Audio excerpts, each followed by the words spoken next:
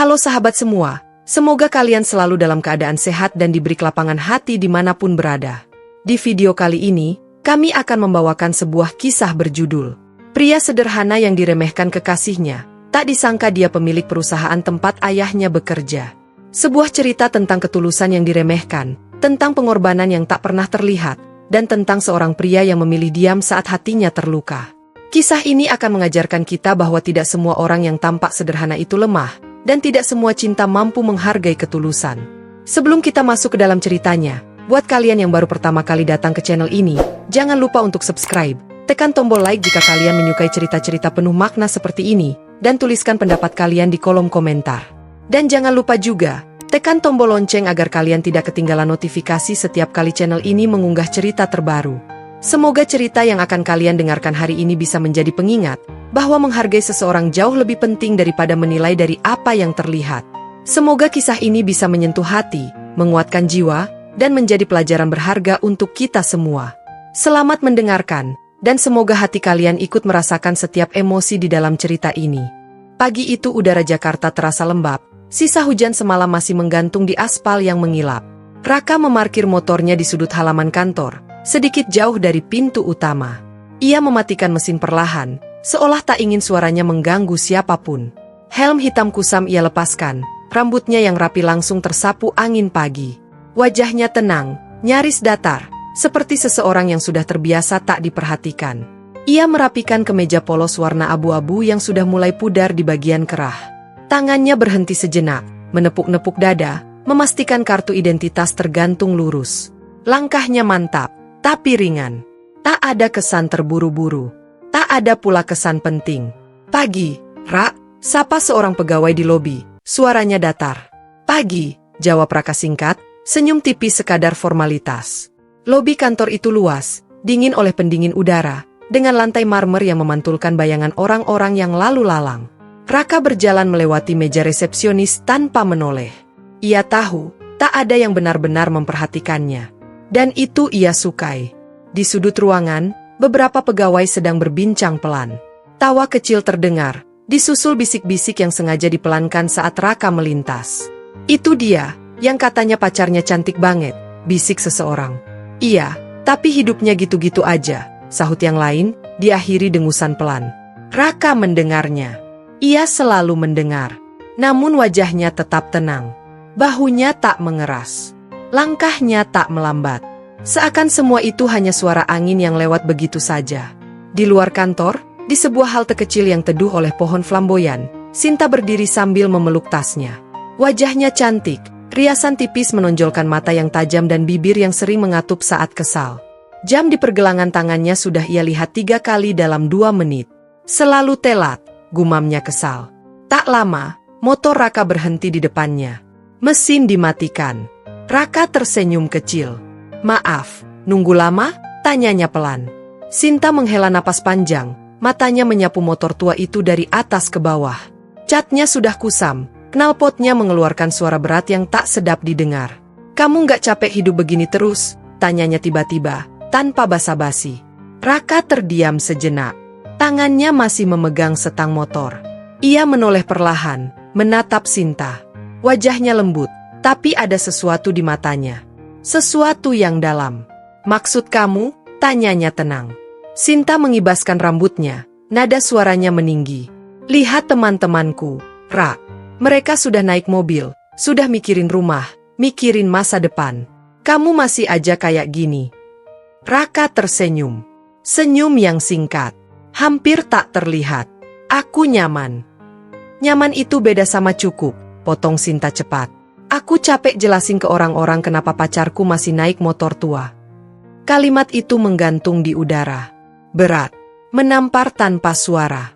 Raka menunduk sebentar, menatap aspal basah di bawah kakinya. Ia mengangguk pelan. Aku nggak pernah minta kamu jelasin apa-apa. Itu dia masalahnya, balas Sinta. Kamu selalu diam. Seolah nggak punya ambisi. Angin pagi bertiup, menggoyangkan daun-daun di atas mereka. Raka menghela napas, lalu mengangkat wajahnya. Tatapannya lembut, tidak membela diri. Ambisi nggak selalu harus kelihatan, katanya pelan. Sinta tertawa kecil, tapi tawanya hambar. Kata-kata kamu selalu bagus, Ra. Tapi hidup itu butuh bukti. Raka tak menjawab. Ia mempersilakan Sinta naik.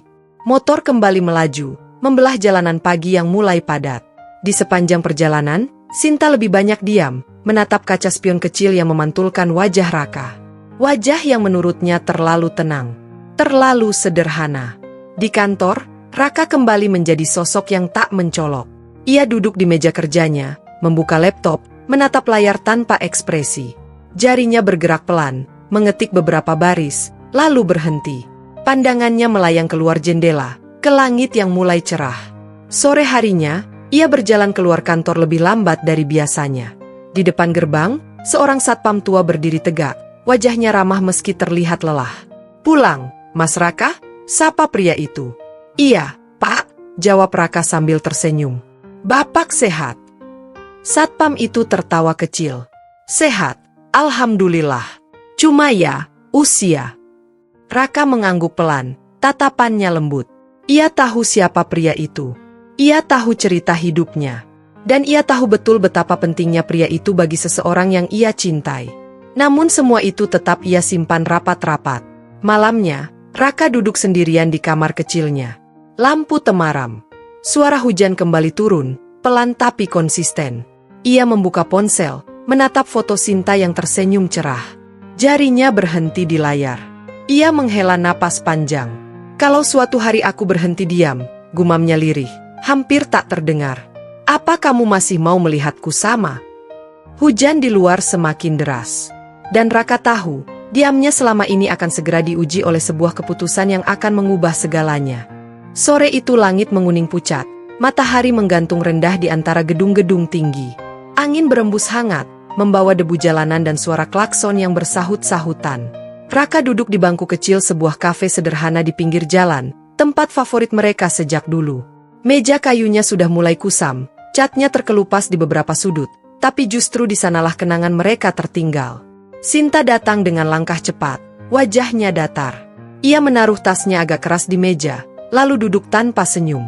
"Kamu pesan apa?" tanya Raka pelan. "Belum. Enggak mood," jawab Sinta singkat, matanya menatap ke jalan, bukan ke arah Raka. Pelayan datang, mencatat pesanan Raka yang sederhana. Teh hangat. Seperti biasa. Saat pelayan pergi, keheningan turun di antara mereka. Sunyi yang terasa berat. Sinta menghela napas, lalu akhirnya menoleh. "Ra, aku mau jujur." Raka mengangguk. "Aku dengerin." Nada suara Sinta naik, tertahan emosi. "Aku capek. Capek harus selalu ngerti kamu. Capek harus bilang ke orang-orang kalau kamu sebenarnya baik, walau hidupmu gini-gini aja." Raka tersenyum tipis, senyum yang lebih mirip kebiasaan daripada perasaan. "Aku nggak pernah minta kamu bela aku." "Aku tahu," potong Sinta. "Tapi itu bikin aku makin capek. Kamu selalu pasrah." Tangannya mengepal di atas meja. Kukunya menekan kulit telapak. Raka memperhatikan detail kecil itu. Ia selalu peka terhadap perubahan sekecil apapun pada Sinta. "Menurut kamu, apa aku harus berubah jadi orang lain?" tanyanya pelan. Sinta mendengus. "Bukan orang lain. Jadi pria yang lebih nyata." Kata itu menusuk. Nyata. Seolah Raka hanyalah bayangan. Seseorang yang hadir tapi tak pernah dianggap benar-benar ada. Di meja sebelah, sepasang kekasih tertawa. Suara mereka ringan. Kontras dengan suasana di meja Raka dan Sinta. "Ayahku pulang makin malam sekarang," lanjut Sinta tiba-tiba. "Kerjaannya berat. Dia sering ngeluh capek." Raka menegakkan punggungnya. "Kenapa?" "Ada isu pengurangan karyawan," jawab Sinta lirih. Matanya mulai berkaca-kaca. "Aku takut ayahku termasuk. Dia udah tua." Raka menunduk, kedua tangannya saling bertaut. "Aku doain yang terbaik." "Doa aja nggak cukup, Rak," kata Sinta cepat. "Kadang aku mikir, seandainya aku punya pasangan yang berpengaruh, yang bisa bantu." Kalimat itu terhenti, tapi maknanya jelas. Raka mengangkat wajahnya. Tatapannya tenang, tapi ada bayangan luka di sana. "Kamu pengen aku jadi orang itu?" Sinta terdiam beberapa detik, lalu mengangguk pelan. "Aku pengen masa depan yang aman." Raka tersenyum lagi. Kali ini lebih lama. Aku juga. Pelayan datang membawa teh. Uapnya mengepul, mengaburkan pandangan sesaat. Saat uap itu menghilang, wajah Sinta terlihat lebih keras. Kamu tahu nggak, kata Sinta sambil mengaduk minumannya yang tak ia pesan. Teman-temanku bilang aku buang waktu sama kamu. Raka menarik napas dalam-dalam. Terus aku mulai mikir, mungkin mereka benar. Kalimat itu jatuh seperti palu. Berat, tanpa ampun. Raka tak langsung menjawab. Ia menyesap tehnya perlahan. Hangat, menenangkan. Ia butuh itu. Kalau suatu hari aku bisa buktiin ke kamu, katanya akhirnya. Apa kamu mau nunggu? Sinta tersenyum miring. Bukti kayak apa, Rak? Aku udah nunggu lama. Angin berembus lebih kencang, membuat tirai kafe berkibar. Matahari hampir tenggelam, meninggalkan semburat merah di langit. Raka berdiri. Ia menarik kursinya perlahan, tak ingin menimbulkan suara. Aku pulang dulu. Kamu marah? Tanya Sinta, nada suaranya menantang. Raka menggeleng. Enggak, aku cuma mikir. Ia berjalan menjauh, meninggalkan Sinta yang duduk terpaku. Dari kejauhan, Raka menoleh sekali. Tatapannya singkat. Dalam. Sinta menunduk, dadanya terasa sesak. Ia tak tahu kenapa, tapi ada perasaan aneh yang muncul. Seperti baru saja melepas sesuatu yang penting, tanpa benar-benar mengerti apa itu. Dan di saat itulah, Raka mengambil keputusan kecil dalam diam. Keputusan yang akan menentukan apakah cintanya akan tetap tersembunyi, atau justru menghancurkan segalanya. Malam turun perlahan, membawa udara dingin yang bercampur bau aspal basah. Di sebuah rumah kontrakan kecil di pinggiran kota, lampu teras menyala redup, berkedip sesekali seperti kelelahan mengikuti waktu. Sinta duduk di ruang tengah, lututnya dipeluk, televisi menyala tanpa suara. Matanya menatap pintu, menunggu. Kunci akhirnya berputar. Pintu terbuka pelan. Ayahnya masuk dengan langkah berat, seragam satpam masih melekat di tubuhnya.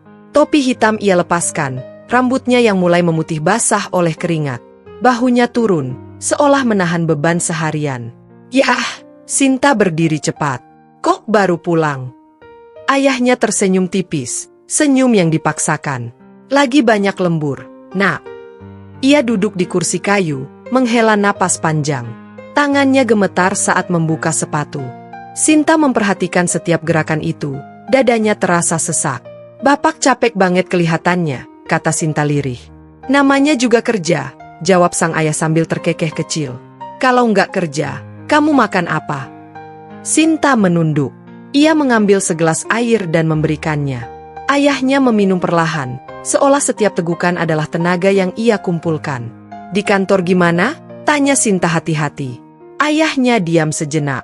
Tatapannya kosong, menembus dinding. Biasa. Jawaban singkat itu justru membuat Sinta gelisah. Biasa kenapa? Ayahnya mengusap wajah, lalu menghela napas lagi. Katanya mau ada evaluasi karyawan. Banyak yang udah lama kerja, katanya harus siap-siap.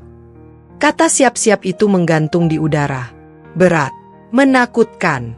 Siap-siap apa? Suara Sinta bergetar.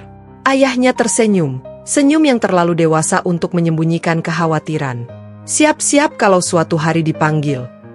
Sinta menelan ludah. Dadanya terasa semakin sempit. Bapak kan udah puluhan tahun di situ. Justru itu, jawab ayahnya pelan. Usia. Di tempat lain, Raka berdiri di depan jendela apartemen kecilnya. Lampu kota berkelip di kejauhan. Ia memegang ponsel, menatap nama Sinta di layar. Panggilan itu tak pernah ia tekan. Dari balik kaca, hujan mulai turun, membasahi malam. Sinta menutup pintu kamar ayahnya setelah membantu menyiapkan makan malam. Ia masuk ke kamarnya sendiri, duduk di tepi ranjang, lalu menelpon Raka. Rak, suaranya pecah begitu panggilan tersambung. Ada apa? Tanya Raka, nadanya langsung berubah. Ayahku, aku takut, ucap Sinta cepat.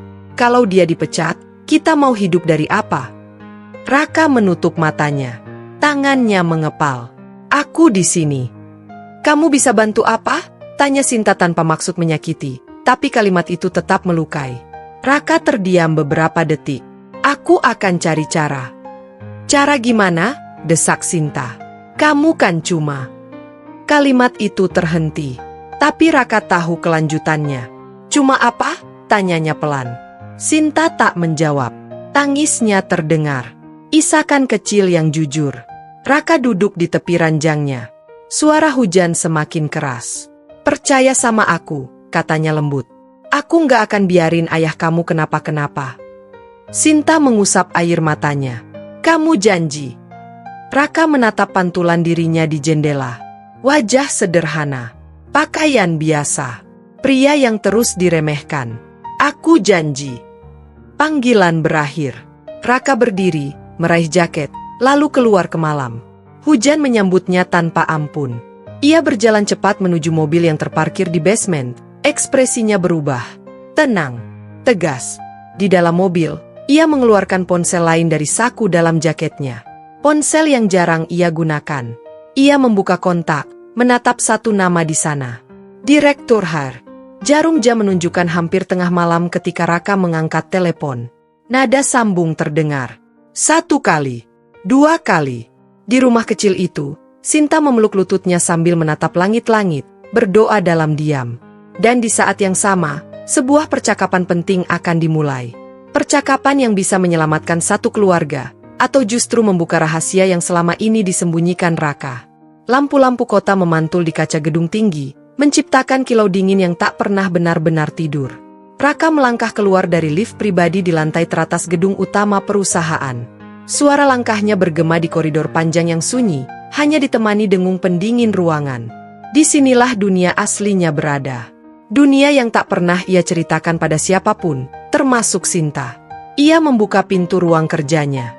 Ruangan luas dengan jendela besar menghadap kota. Meja kayu gelap berdiri kokoh di tengah, di atasnya berkas-berkas laporan yang rapi.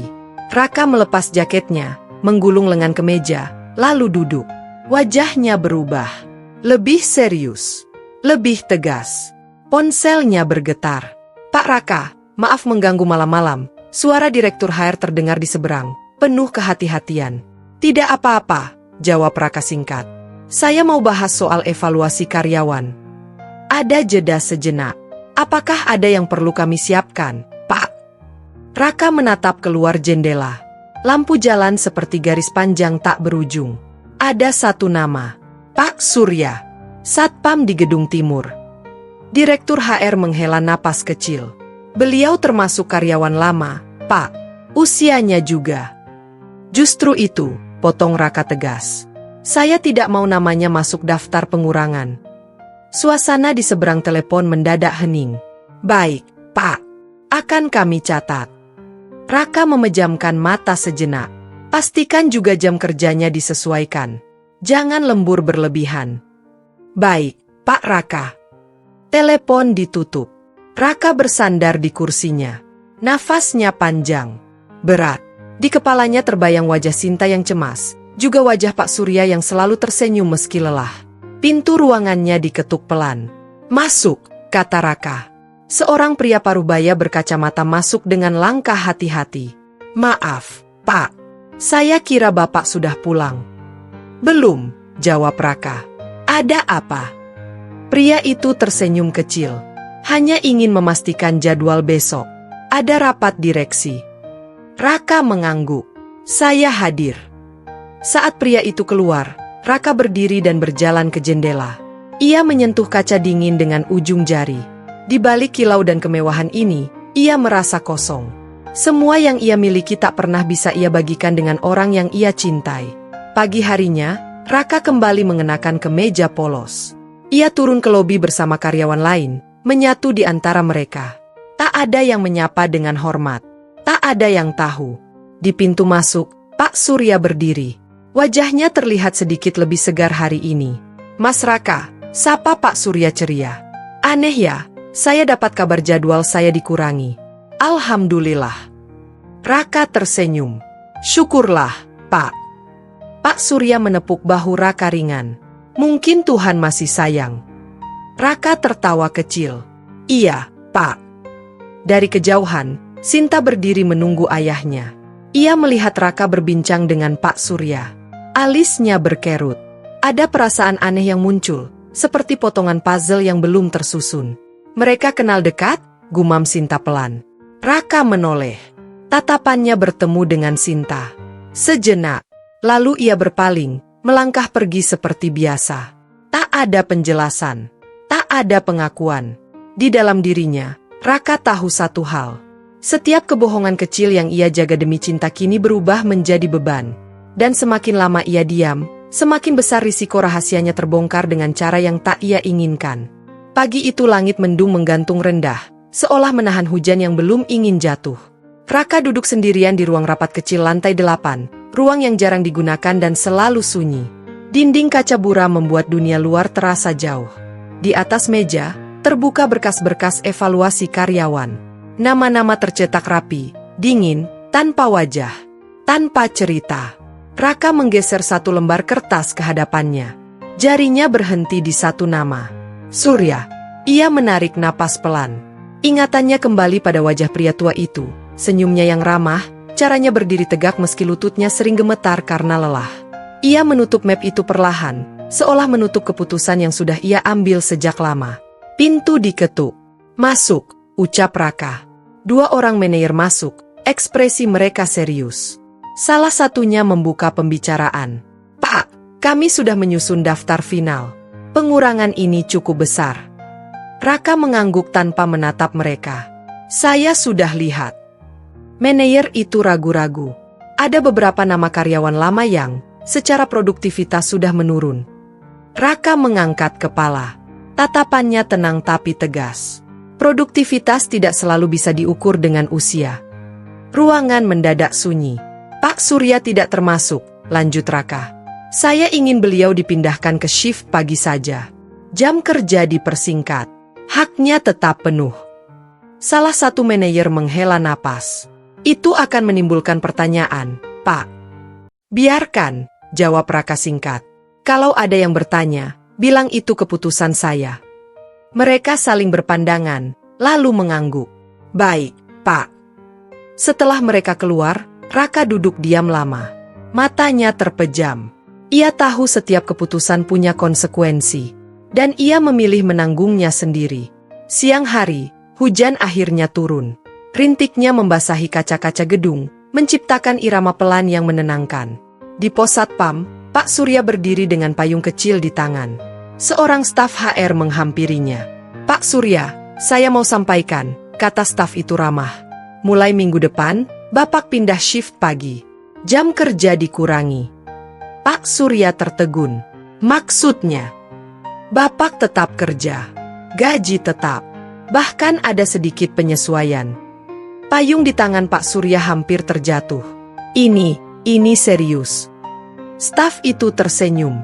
Serius, Pak. Pak Surya menunduk, matanya berkaca-kaca. Alhamdulillah. Dari kejauhan, Raka berdiri di balik jendela lantai atas. Ia melihat semuanya. Hujan menetes di kaca di depan wajahnya. Ia tersenyum kecil, lega. Namun kebahagiaan itu tak lama. Malamnya, di rumah Sinta, suasana sedikit lebih ringan. Pak Surya makan dengan lahap, sesuatu yang jarang terjadi akhir-akhir ini. Entah kenapa, hari ini rasanya ringan, katanya sambil tersenyum. Mungkin doamu manjur, Nak. Sinta tersenyum, tapi pikirannya gelisah. Ayah yakin ini bukan kebetulan. Pak Surya mengangkat bahu. Mungkin rezeki. Sinta terdiam. Wajah Raka terlintas di benaknya. Janji Raka semalam. Nada suaranya yang yakin. Ia mengambil ponsel, menatap layar lama sebelum akhirnya menelpon. Rak, suaranya terdengar pelan. Iya, jawab Raka. Ayahku, jadwalnya dikurangi. Katanya aman. Raka tersenyum meski Sinta tak bisa melihat. Syukurlah. Kamu ngapain hari ini? Tanya Sinta tiba-tiba. Raka menatap hujan di luar jendelanya. Kerja. Seperti biasa. Ada jeda. Sunyi. Sinta ingin bertanya lebih jauh, tapi urung. Namun jauh di dalam hatinya, benih kecurigaan mulai tumbuh. Terlalu banyak kebetulan. Terlalu tepat waktu. Dan Raka tahu, keputusan diam-diamnya hari ini bukan akhir. Ini baru awal dari badai yang akan datang, ketika kebenaran tak lagi bisa disembunyikan begitu saja. Malam itu langit gelap tanpa bintang. Hujan baru saja reda, menyisakan jalanan basah yang memantulkan lampu-lampu kendaraan seperti garis-garis patah. Raka dan Sinta berdiri di depan rumah kontrakan Sinta. Pintu belum dibuka. Percakapan tertahan di udara, berat, seperti hujan yang masih ingin jatuh lagi. Sinta memeluk tasnya erat. Bahunya naik turun, menahan sesuatu yang sudah terlalu lama dipendam. "Kita perlu ngomong," katanya akhirnya. Suaranya datar, tapi rahangnya mengeras. Raka mengangguk pelan. "Aku dengerin." Mereka duduk di bangku kecil dekat teras. Lampu kuning redup menggantung di atas kepala mereka. Serangga malam berputar-putar, menabrak bohlam berulang kali, menciptakan suara kecil yang mengganggu. Sinta menarik napas panjang. "Rak, aku capek." Raka menoleh. Matanya tenang, tapi sorotnya waspada. "Capek kenapa?" "Capek harus jadi orang yang selalu ngerti," jawab Sinta cepat. "Capek harus pura-pura kuat tiap orang nanya masa depan kita." Raka menunduk. Tangannya saling menggenggam. "Aku nggak pernah maksain kamu." "Aku tahu," suara Sinta meninggi. "Justru itu. Kamu terlalu nerima semuanya." Ia berdiri, mondar-mandir di teras sempit. Langkahnya cepat, gelisah. "Kamu tahu nggak rasanya jadi aku? Punya pacar yang baik, tapi nggak bisa dibanggain." Kalimat itu jatuh pelan, tapi dampaknya menghancurkan. Raka mengangkat wajahnya perlahan. Senyumnya tak muncul kali ini. "Menurut kamu, aku memalukan?" Sinta berhenti melangkah. Ia menggigit bibirnya, lalu mengangguk kecil. "Aku nggak mau bohong." Angin malam berembus dingin. Raka merasakan dada kirinya mengencang. Tapi suaranya tetap rendah saat bertanya, "Kalau aku berubah?" Sinta tertawa kecil, pahit. "Berubah gimana? Beli mobil? Pindah rumah? Naik jabatan? Itu semua bukan hal yang bisa kamu lakuin sekarang." Diam. Raka berdiri. Tubuhnya tegak, tapi bahunya terasa berat. "Kamu tahu aku berusaha." "Aku tahu," jawab Sinta cepat. "Tapi berusaha aja nggak cukup." Ia menatap Raka, matanya berkaca-kaca, tapi suaranya tegas. "Aku butuh pria yang bisa ngasih rasa aman, bukan janji." Raka mengangguk pelan. Sekali, dua kali. Seolah setiap anggukan adalah penerimaan atas luka baru. "Jadi?" tanyanya. Sinta menutup mata sejenak. Saat membukanya, air mata jatuh. "Aku mau kita selesai." Kata itu menggantung di udara. Selesai. Raka tak bergerak, tak bertanya, tak memohon. Hanya napasnya yang terdengar, berat dan teratur. "Karena aku nggak cukup?" tanyanya pelan. Sinta menggeleng, tapi terlambat. "Karena kamu nggak bisa jadi yang aku butuhin." Raka tersenyum. Senyum tipis. Rapuh. "Terima kasih sudah jujur." Ia melangkah mundur satu langkah. Lampu teras memantulkan bayangannya yang panjang dan sendirian. "Rak!" Sinta memanggil, ragu. Raka berhenti, tapi tak menoleh. "Jaga ayah kamu," katanya lirih. "Dia orang baik." Sinta terdiam. Jantungnya berdegup tak karuan. Ada sesuatu di nada suara Raka yang berbeda. Seperti perpisahan yang terlalu tenang. Raka berjalan menjauh. Sepatu tuanya menginjak genangan air, menciptakan suara cipratan kecil. Tak ada yang mengejarnya. Tak ada yang memanggil lagi. Di sudut jalan, Raka berhenti. Ia menunduk, menutup wajahnya dengan kedua tangan. Bahunya bergetar sekali. Lalu diam. Ia menarik napas panjang, menegakkan tubuhnya kembali, dan melanjutkan langkah. Di teras rumah, Sinta berdiri terpaku. Dadanya sesak. Ada rasa kehilangan yang datang terlambat. Dan di saat itulah, tanpa Sinta sadari, Raka mengambil satu keputusan terakhir. Keputusan untuk berhenti diam. Keputusan yang akan membuka semua rahasia, meski harus menghancurkan sisa perasaannya sendiri. Pagi itu matahari bersinar terlalu terang untuk sebuah hari yang seharusnya biasa. Pak Surya berdiri di depan lemari kecil di kamarnya, merapikan seragam satpam dengan tangan yang sedikit gemetar. Kemeja coklat itu sudah disetrika rapi sejak subuh. Ia menatap pantulan dirinya di cermin buram, wajah yang semakin dipenuhi garis-garis usia. Hari ini dipanggil ke kantor pusat, gumamnya pelan. Sinta yang berdiri di ambang pintu menegakkan tubuh. Dipanggil? Buat apa, Yah? Pak Surya menggeleng. Nggak tahu, katanya dari direksi. Nada suaranya berusaha terdengar tenang, tapi matanya tak bisa berbohong. Ada ketakutan di sana. Ketakutan yang sudah terlalu sering ia sembunyikan. Perjalanan menuju kantor terasa panjang. Di dalam angkot, Pak Surya lebih banyak diam, kedua tangannya saling menggenggam di pangkuan. Sinta duduk di sampingnya, sesekali mencuri pandang ke wajah ayahnya. Kalau nanti ayah kenapa-kenapa, ucap Pak Surya tiba-tiba. Jangan ngomong gitu, potong Sinta cepat. Pak Surya tersenyum tipis. Ayah cuma mau kamu siap. Gedung kantor pusat berdiri megah, dingin, dan terasa asing bagi Pak Surya. Ia jarang masuk sejauh ini. Langkahnya pelan saat resepsionis mengarahkan ke lantai paling atas. Lift naik tanpa suara, angka-angka berganti perlahan. Setiap detiknya terasa berat. Pintu lift terbuka. Koridor itu sunyi. Terlalu sunyi. Seorang staf mengantarnya ke sebuah ruangan besar. Silakan masuk, Pak. Pak Surya menarik napas, mengetuk pintu pelan, lalu membuka. Ia berhenti. Di kursi utama, membelakangi jendela besar, seseorang duduk dengan posisi tegak. Sosok itu berdiri saat melihatnya masuk. Silakan duduk, Pak Surya. Suara itu. Pak Surya menegang. Alisnya berkerut. Mas, Raka. Raka melangkah ke depan, ekspresinya tenang namun matanya menyimpan sesuatu yang berat. Iya, Pak. Pak Surya tak segera duduk. Tangannya mencengkeram sandaran kursi. Mas Raka ngapain di sini? Raka menarik kursi, duduk berhadapan. Saya yang minta Bapak dipanggil. Sunyi jatuh. Jam dinding berdetak pelan. Terlalu jelas. Mas Raka ini, suara Pak Surya serak. Mas Raka siapa sebenarnya? Raka menatapnya lurus. Tak ada senyum. Tak ada basa-basi. Saya pemilik perusahaan ini, Pak. Kalimat itu membuat udara seakan menghilang dari ruangan. Pak Surya terduduk perlahan. Napasnya tercekat. Tidak, bisiknya. Enggak mungkin. Raka mendorong map ke arah Pak Surya. Saya tidak pernah berniat menyembunyikan ini dari Bapak. Saya hanya memilih diam. Pak Surya membuka map itu dengan tangan gemetar. Dokumen resmi. Nama Raka tercetak jelas di sana. Kepalanya menunduk. Bahunya bergetar. Jadi selama ini, suaranya patah. Mas yang... Iya, potong Raka lembut. Saya yang memastikan Bapak tetap bekerja. Air mata jatuh ke atas berkas. Pak Surya menutup wajahnya dengan kedua tangan. Tangisnya pecah.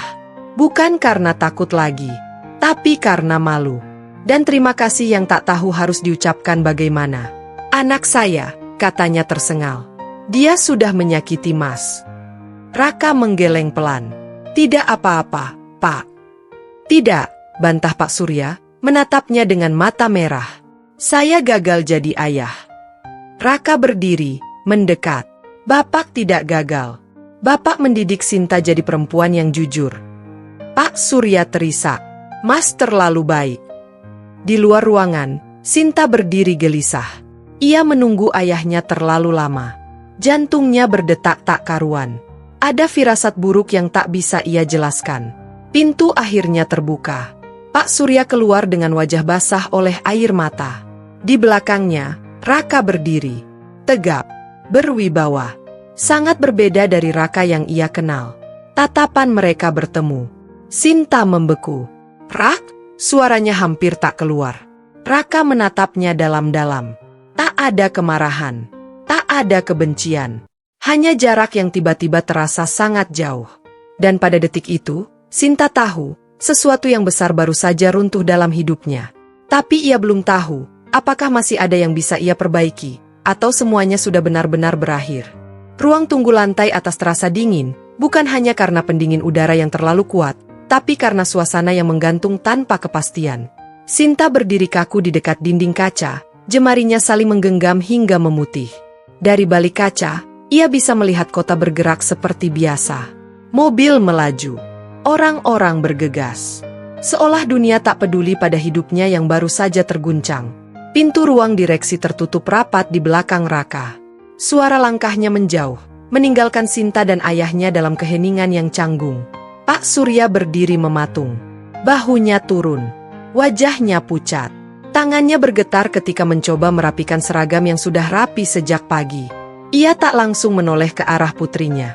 "Yah!" Suara Sinta bergetar. Apa yang sebenarnya terjadi? Pak Surya menghela napas panjang. Napas yang terdengar seperti beban puluhan tahun dilepaskan sekaligus. Ia menoleh perlahan. Matanya merah. "Basah, kamu duduk dulu," katanya lirih. Sinta menelan ludah. Ia duduk di kursi panjang, punggungnya kaku. Pak Surya duduk di sebelahnya, tapi jaraknya terasa jauh. Terlalu jauh untuk seorang ayah dan anak. "Raka," Pak Surya memulai, suaranya patah. Dia bukan orang biasa. Sinta tertawa kecil, gugup. "Aku tahu. Dia baik." Pak Surya menggeleng pelan. "Dia pemilik perusahaan ini." Kalimat itu menghantam keras. Sinta membeku. Dadanya seperti diremas. "Apa?" "Dia yang menentukan semuanya," lanjut Pak Surya. "Termasuk nasib ayah." Sinta berdiri mendadak. Kursinya bergeser keras, menimbulkan suara yang memantul di ruangan kosong. "Enggak mungkin. Ayah salah dengar." Pak Surya ikut berdiri. Tangannya gemetar saat memegang lengan Sinta. "Ayah lihat sendiri. Dokumennya, namanya, wajahnya." Sinta menggeleng kuat. "Kenapa dia nggak pernah bilang?" "Karena dia memilih diam," jawab Pak Surya. "Karena dia ingin dicintai apa adanya." Air mata Sinta jatuh. 1, 2, lalu tak terbendung. "Dan aku," suaranya tercekat. "Aku malah..." Pak Surya menunduk. Tangisnya pecah lagi. "Ayah minta maaf, Nak. Ayah gagal. Ayah biarkan kamu menyakiti orang sebaik itu." Sinta berlutut di depan ayahnya. Ia memegang tangan tua itu erat. "Ini salahku. Semua salahku." Tangis mereka menyatu. Sunyi di ruangan itu berubah menjadi saksi penyesalan yang terlambat. Sinta mengingat setiap kata yang pernah ia ucapkan. Setiap hinaan halus. Setiap keluhan tentang hidup sederhana Raka. Semua kembali seperti pisau. "Dia nyelamatin ayah?" tanya Sinta di sela isak. Pak Surya mengangguk. Diam-diam, tanpa minta apa-apa. Sinta menutup wajahnya. Bahunya terguncang. "Aku jahat." Pak Surya memegang kepala putrinya. "Kamu manusia, tapi sekarang kamu harus bertanggung jawab." Sinta berdiri. Wajahnya basah. Matanya merah, tapi tekad mulai tumbuh di sana. "Aku harus bicara sama dia." "Dia sudah pergi," jawab Pak Surya pelan. Kata itu kembali menghantam. "Pergi kemana?" desak Sinta. Pak Surya menggeleng. "Ayah nggak tahu." Sinta berlari keluar dari gedung. Matahari terasa menyilaukan. Ia menoleh ke segala arah, mencari sosok yang selama ini ia anggap kecil, padahal sebenarnya begitu besar. Di parkiran, hanya tersisa satu motor tua. Kosong. Dinginnya masih terasa. Sinta berdiri di sana lama. Angin siang berembus kencang, membawa satu kesadaran pahit. Ia telah kehilangan pria yang paling tulus mencintainya. Dan pertanyaannya sekarang bukan lagi apakah Raka akan memaafkannya, tapi apakah ia masih diberi kesempatan untuk menemuinya sekali saja, sebelum semuanya benar-benar berakhir. Hujan turun tiba-tiba, deras dan tanpa peringatan, seperti perasaan Sinta yang runtuh di tengah parkiran kosong itu. Ia berdiri terpaku, membiarkan air hujan membasahi rambut dan pakaiannya. Orang-orang berlalu lalang, beberapa menoleh heran, tapi tak ada satupun yang ia pedulikan. Dadanya terasa sesak. Nafasnya pendek-pendek. "Kenapa aku baru sadar sekarang?" bisiknya, nyaris tak terdengar di antara gemuruh hujan. Ia mengeluarkan ponsel dengan tangan gemetar. Layarnya basah. Nama Raka muncul di layar. Ia menekan panggil. Nada sambung terdengar. 1 kali, 2 kali. Tak diangkat. Sinta menelan ludah.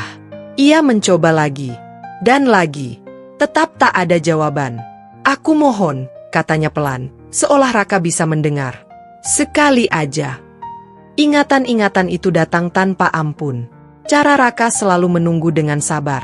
Cara ia mendengarkan tanpa menyela. Cara ia selalu tersenyum, bahkan saat diremehkan. Semua yang dulu terlihat biasa, kini terasa luar biasa menyakitkan. Sinta berlari keluar dari parkiran, menerobos hujan menuju jalan utama. Sepatunya basah. Langkahnya terseret. Ia menghentikan ojek online. Suaranya gemetar saat menyebutkan alamat apartemen Raka. Di dalam perjalanan, lampu merah terasa terlalu lama. Klakson terdengar menyebalkan. Dunia bergerak lambat, sementara pikirannya berlari cepat. "Mas, bisa lebih cepat?" pintanya putus asa. Pengemudi menoleh singkat. "Hujan, Mbak. Bahaya." Sinta menggigit bibirnya, menahan tangis. Ia memejamkan mata, menunduk, tangannya mencengkeram tas erat-erat. Di dadanya, penyesalan menekan seperti batu besar. Akhirnya sampai. Ia berdiri di depan gedung apartemen sederhana itu. Hujan mulai reda, menyisakan tetesan kecil yang jatuh dari atap. Nafasnya terengah. Ia menekan bel berkali-kali. Tak ada jawaban. "Raka!" panggilnya. Suaranya serak. Ia menempelkan dahi ke pintu. "Aku salah. Aku benar-benar salah." Pintu unit sebelah terbuka. Seorang ibu paruh baya mengintip. "Cari Mas Raka." Sinta menoleh cepat. "Iya, Bu. Dia di dalam." Ibu itu menggeleng pelan. "Dia pindah tadi pagi. Katanya mau fokus kerja. Kayaknya buru-buru." Kata pindah membuat lutut Sinta melemas. Ia berpegangan pada dinding. "Dia ninggalin apa-apa?" tanya Sinta dengan sisa harapan. Ibu itu berpikir sejenak, lalu menyerahkan sebuah amplop tipis. "Ini titipan buat kamu. Dia bilang, kalau kamu datang, kasih ini." Tangan Sinta gemetar saat menerima amplop itu. Namanya tertulis rapi di depan. Tulisan tangan Raka. Sederhana. Bersih. Ia membuka perlahan. Di dalamnya hanya ada satu lembar kertas. "Aku tidak pergi karena benci. Aku pergi karena aku belajar menghargai diriku sendiri. Terima kasih sudah pernah ada. Jaga ayahmu baik-baik." Air mata jatuh membasahi kertas itu. Sinta terisak keras, menutup mulutnya dengan tangan. Hujan kembali turun, lebih pelan, seolah ikut berduka. Ia merosot duduk di depan pintu apartemen yang kini terasa asing. Semua kesempatan sudah lewat. Semua kata maaf datang terlalu lambat. Di kejauhan, sebuah mobil hitam melaju di jalan besar. Di dalamnya, Raka menatap lurus ke depan. Wajahnya tenang namun matanya menyimpan luka yang belum sembuh. Ponselnya bergetar. Nama Sinta muncul di layar. Raka menatapnya lama. Lalu ia mematikan layar. Dan disitulah Sinta menyadari, penyesalan paling menyakitkan bukan saat kita kehilangan, tapi saat kita tahu, kita sendirilah penyebabnya. Pagi datang dengan cahaya pucat, seolah ragu untuk benar-benar menyinari dunia. Raka berdiri di depan jendela ruang kerjanya yang baru, di lantai tertinggi gedung pusat. Kota terbentang luas di bawah sana, ramai, sibuk, tak pernah peduli pada luka seseorang. Jas hitam terpasang rapi di tubuhnya, jam di pergelangan tangan berkilau tenang. Dari luar, ia tampak seperti pria yang memiliki segalanya. Dari dalam, ia masih belajar menata hatinya sendiri. "Pak Raka, rapat direksi 5 menit lagi," ujar sekretaris dari ambang pintu. Raka mengangguk. "Terima kasih." Ia menoleh sekali lagi ke jendela, menarik napas panjang. Ada masa di hidupnya ketika ia berharap pengakuan. Ketika ia ingin dilihat.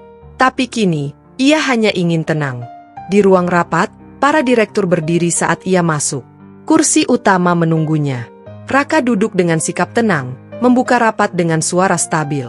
Keputusan-keputusan besar diambil pagi itu. Investasi baru, perluasan cabang, masa depan perusahaan. Namun di sela-sela pembahasan, pikirannya sempat melayang. Wajah Sinta muncul.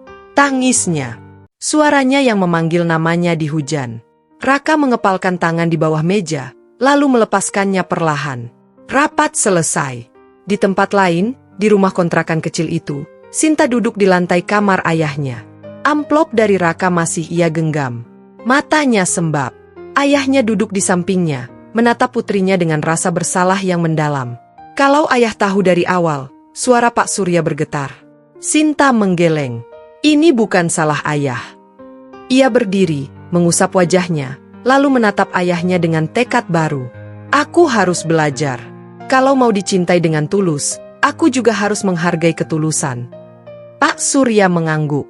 Matanya berkaca-kaca. Ayah bangga kalau kamu bisa belajar dari ini. Hari-hari berlalu. Nama Raka semakin sering muncul di berita bisnis.